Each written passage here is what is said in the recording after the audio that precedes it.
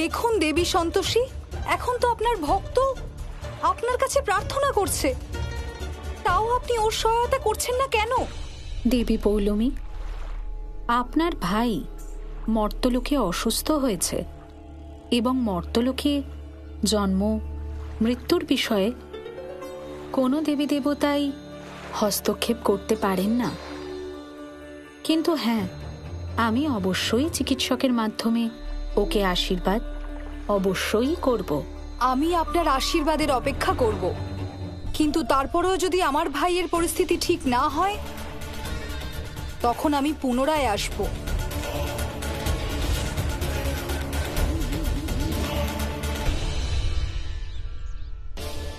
গুন্ডু যাওয়ার পর থেকে মনটা খুব খারাপ হয়ে থাকে।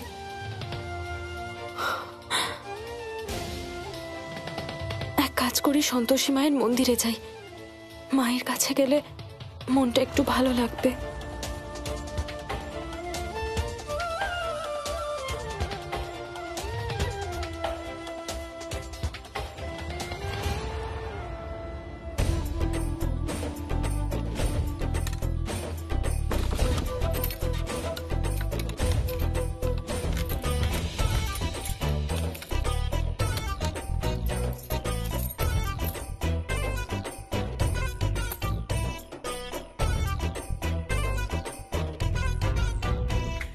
আরে, আমি তোমার পার্সটা নিতে ভুলেই গেছি।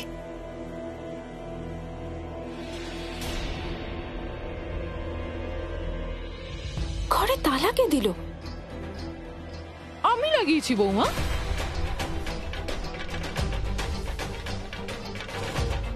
কেন দিয়েছেন? ওমা গোমা, তুমি জিজ্ঞেস করছো?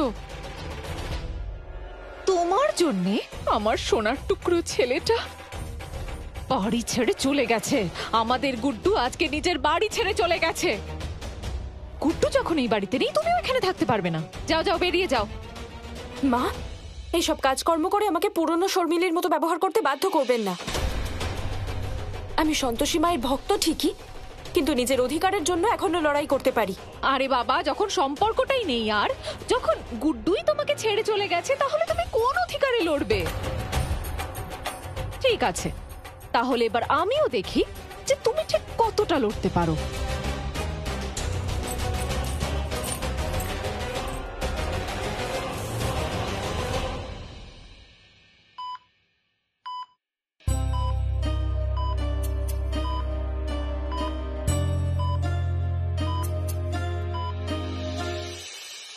দেবী সন্তোষী, অসুর যুবরাজ স্বয়ং মর্তলোকে গিয়ে আপনার ভক্তদের অনিষ্ট করার চেষ্টা করেছেন। উনি নিজের কর্মফল ভোগ করছেন, তাই ওনাকে সহায়তা করে ব্রহ্মদেবের লেখনীর বিরুদ্ধে যাওয়ার কোনো প্রয়োজন নেই। আপনি সত্য বলছেন মা। অসুর যুবরাজকে বাঁচানোর প্রয়াসটি নিয়তির কাছে অনুকূল হবে না, তাই ওনার বিষয়ে এখন নিয়তিই সিদ্ধান্ত নেবেন।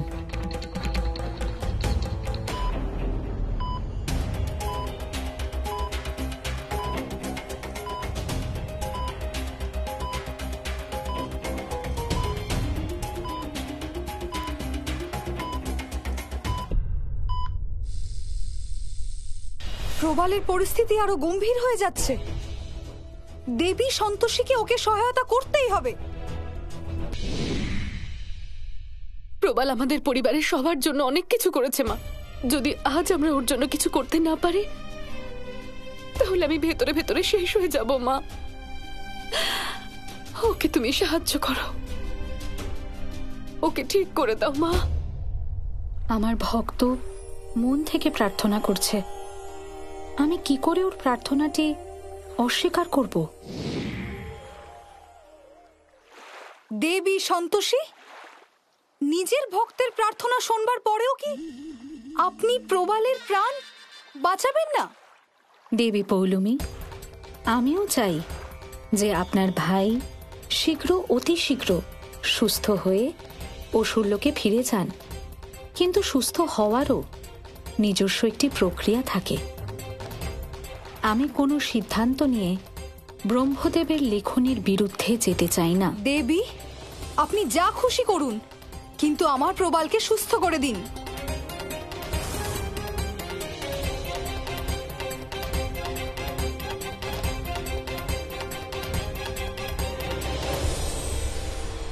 দেবীগণ, আমার কথা সকলে স্পষ্ট করে শুনুন। যদি আপনারা আমার ভাইকে সুস্থ না করেন, তাহলে তার জন্য আপনাদের কঠোর দণ্ড পেতে হবে।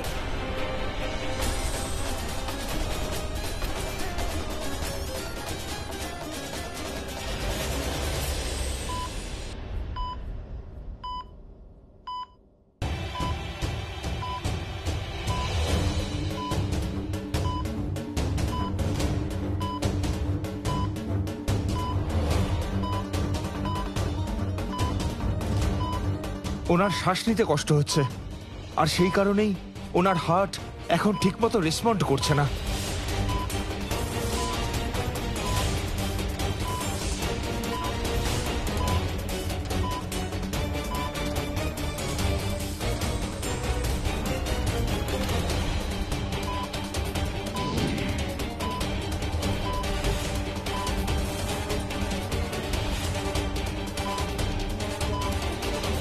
যমদূত ওখানে ওখানে কি উনি অসুর যুবরাজের প্রাণ নিতে গেছেন? দেবী সন্তোষী, এই সময় যুবরাজ প্রবালকে ফিরিয়ে আনা অতি আবশ্যক। তা সে জীবিতই হোক বা মৃত, যমরাজকে ওনার প্রাণ হরণ করতে দিন। ক্ষমা করবেন মা, যদি এমন হয় তাহলে আমার ভক্ত অপরাধবোধের ফলে জীবিত থাকা সত্ত্বেও জীবিত থাকতে পারবে না। তাই যুবরাজ প্রবালকে সশরীরেই অসুর লোকে ফিরতে হবে। যমরাজ প্রবালের ওখানে? তাহলে কি সব দেবী দেবতারা মিলে প্রবালকে মৃত্যু লোকে পাঠাতে চাইছেন না তো?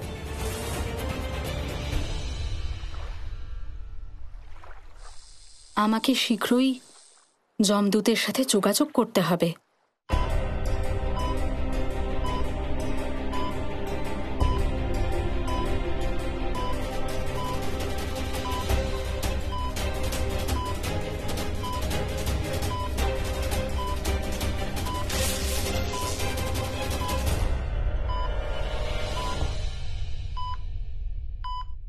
যমদূত, আপনি কি যুবরাজ প্রবালের প্রাণ হরণ করতে গেছেন? হ্যাঁ দেবী, মর্তলোকে অবৈধভাবে এই আত্মাটি বসবাস করছে। একে এখান থেকে নিয়ে যাওয়া অতি আবশ্যক। যমদূত, ও অসুর লোকের যুবরাজ, যিনি এখন মর্তলোকে আছেন। আমি স্বয়ং ওকে বাঁচানোর সংকল্প করেছি, তাই আপনি দয়া করে ওকে ছেড়ে দিন। অন্যথা আমার ভক্তের প্রাণের সংকট হবে।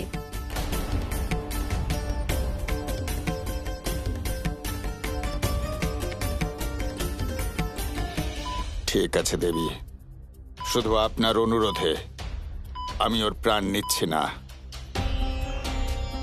কিন্তু ওর সুস্থ হওয়ার পরে এটা আপনার দায়িত্ব হবে যে ওকে শীঘ্র, অতি শীঘ্র অসুর লোকে পাঠিয়ে দেওয়া। আমি অবশ্যই আমার দায়িত্ব পালন করব, আপনি চিন্তা করবেন না।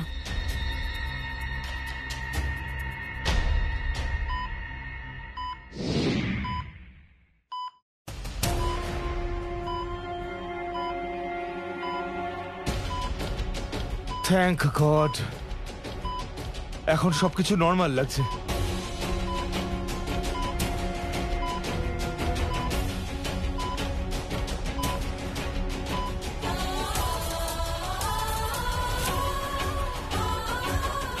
এখন উনি স্টেবল, আর ওনার হার্টবিটও যথেষ্টই স্বাভাবিক। তুমি গিয়ে তাড়াতাড়ি সন্তোষী আন্টির কাছে গিয়ে বলো যে প্রবালের শরীর আগের থেকে একটু বেটার আছে এখন।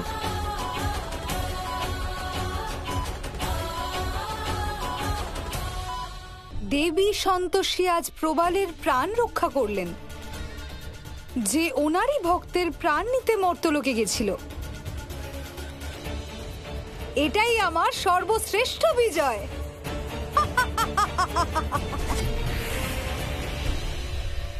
সিস্টার, মাস্ক আবার খুলে দিন।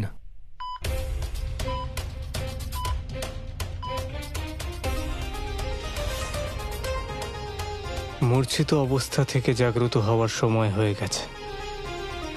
আন্টি, প্রবাল আঙ্কেলের শরীর ঠিক হয়ে গেছে, তাই আর্য আঙ্কেল তোমায় ডাকছে। চলো।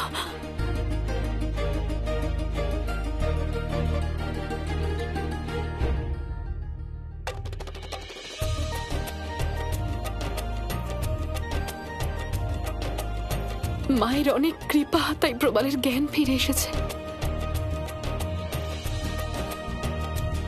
ধন্যবাদ মা।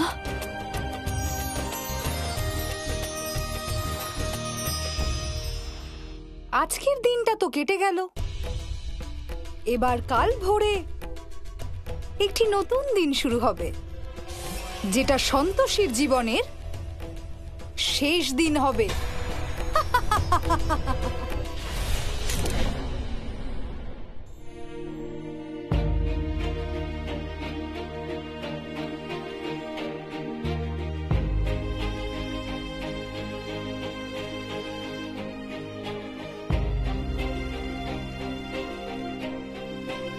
প্রবাল,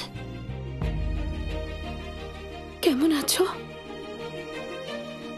খুব কষ্ট হচ্ছে তাই না? সন্তোষী দেবী, আমি ঠিক হয়ে যাব, আপনি আমার জন্য চিন্তা করবেন না। আপনি ঠিক আছেন তো? আপনার কিছু হয়নি তো? না, আমার কিচ্ছু হয়নি। তুমি ছিলে তো তাই।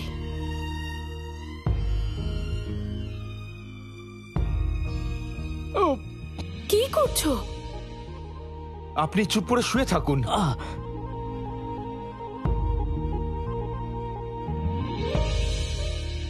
এমনিতে তো বিপদ কেটে গেছে, কিন্তু কয়েকটা টেস্ট করাবার জন্য এনাকে হসপিটালে নিয়ে যেতে হবে। দেখুন ডাক্তারবাবু, যা যা টেস্ট আপনার করতে হবে বলে মনে হচ্ছে প্লিজ করুন। আমাদের ছেলেটাকে সুস্থ করে দিন তাড়াতাড়ি। উনি তাড়াতাড়ি সুস্থ হয়ে উঠবেন। নার্স, স্ট্রেচার আনতে বলুন প্লিজ।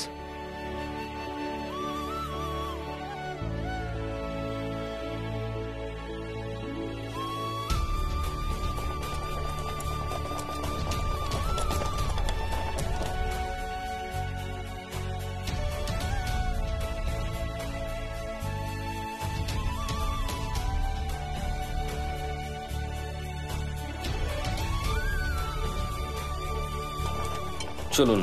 আর্য, তুমি এখানেই থাকো, সন্তোষীকে দেখো। উজ্জ্বল আর আমি যাচ্ছি ওনার সাথে। আর বাবা, তুমি ওর একটা জামা নিয়ে এসো।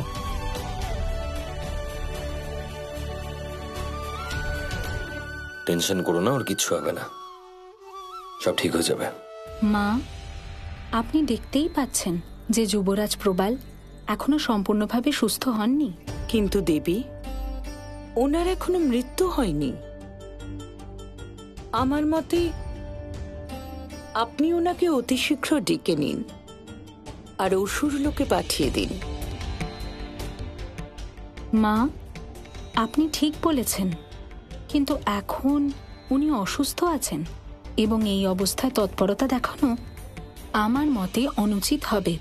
দেবী সন্তোষী, দেবী পৌলমী আপনার সাথে সর্বদা শত্রুতাই করেন, কিন্তু তারপরেও আপনি ওনার ভাইকে নিয়ে চিন্তা করছেন।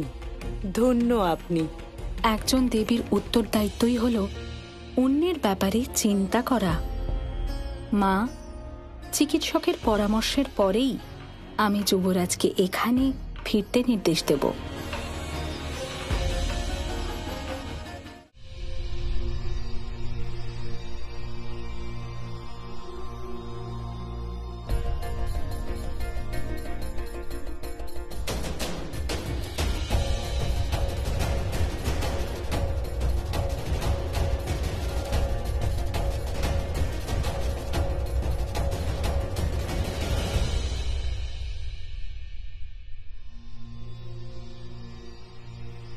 এসো, আস্তে করে এখানে বসো বসো।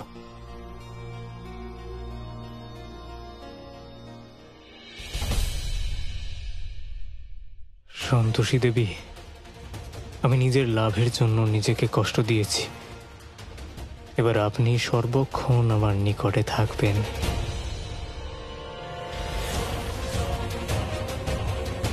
বাবা, সব টেস্ট করা হয়েছে তো? হ্যাঁ বাবা, সব টেস্ট করা হয়েছে, কিন্তু খুব গভীর ক্ষত হয়েছে। তবে ভালো খবর এটা যে এখন আর বিপদ নেই।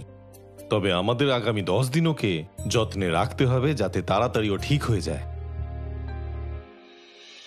শুনলে তুমি? এবার চুপচাপ এখানে বিশ্রাম করো, ঠিক আছে? আমি জানি তোমার বাড়ির লোকজনের জন্য তোমার চিন্তা হচ্ছে, কিন্তু আগামী 10 দিন তুমি এখান থেকে কোথাও যেতে পারবে না। আরও 10 দিন যুবরাজ প্রবালের মর্তলোকে থাকা উচিত হবে না? মা, চিকিৎসক যুবরাজ প্রবালকে অবশ্যই বিশ্রাম করার পরামর্শ দিয়েছেন, কিন্তু এখন ওনার অবস্থা শোচনীয়ও নেই, অর্থাৎ এখন ওনাকে ফেরত ডাকাই যায়। আমি দেবী পৌলমীকে কথা দিয়েছিলাম যে আমি ওনার ভাইকে রক্ষা করব, যেটা পূর্ণ হয়ে গেছে। তাই আমি স্বয়ং ওনার সাথে সাক্ষাৎ করব। এটাই উচিত হবে দেবী। চলুন, আমিও আপনার সাথে যাচ্ছি।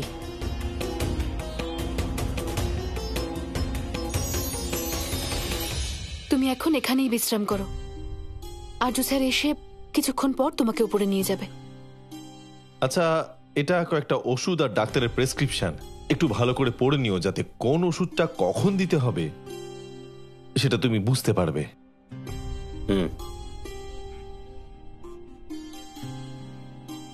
সন্তোষী, তুমি এক কাজ করো, তুমি এটা রাখো নিজের কাছে। ওর ঘুম পেয়ে গেছে, আমি ওকে ঘরে ছেড়ে দিয়ে আসছি। এমনিতে অনেক রাত হয়ে গেছে, আমি আছি। চলে এসো সোনা। কাকা, তুমি আর কাকিও এবার গিয়ে একটু বিশ্রাম করো। ঠিক আছে মা, এসো। ঠিক আছে মা।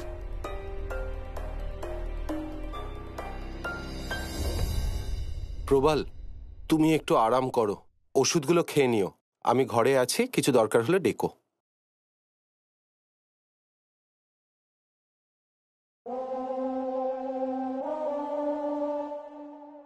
সবাই চলে গেছেন, কিন্তু আমার সন্তোষী দেবী এখনো আমার কাছেই আছেন, আর আমি তো সেটাই চাইতাম।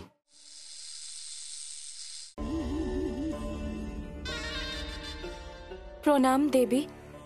দেবী সন্তোষী আর 3 দেবী আপনার সাথে দেখা করতে চান।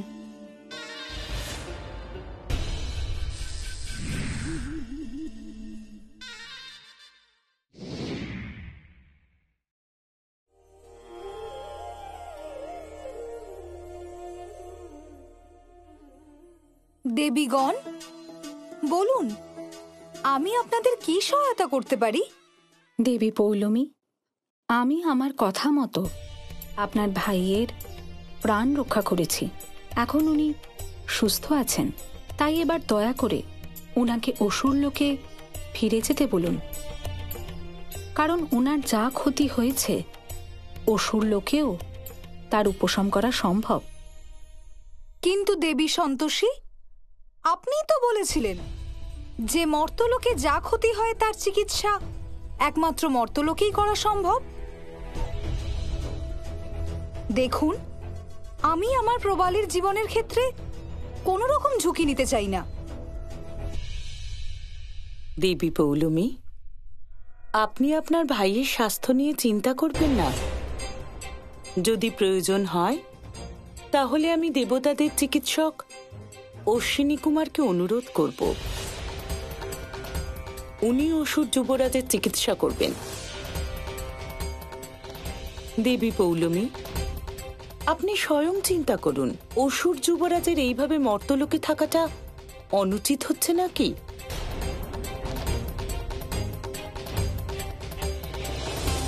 ঠিক আছে, আপনারা সবাই যখন বলছেন, তখন এক্ষুনি আমি আমার ভ্রাতাশ্রীকে আদেশ দিচ্ছি।